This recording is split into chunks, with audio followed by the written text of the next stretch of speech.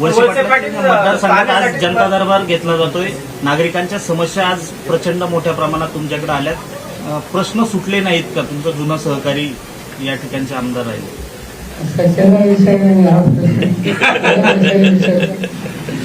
वळसे पाटील म्हटलं की मी पाहण्यासाठी सत्तेत सहभागी झाले.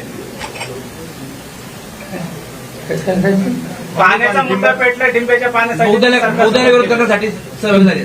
किती वर्ष सरकारमध्ये माझा ज्ञानात भर झाला की किती वर्ष वंचित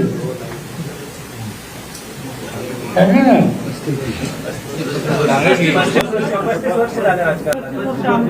35 वर्ष आमदार आहेत, 25 वर्ष मंत्री आहेत किंवा पदावरती आहेत. आता 25 वर्षात त्यांना हे जमलं नाही आणि आता सांगताचे आम्ही इकडे गेलो तिकडे बोललो.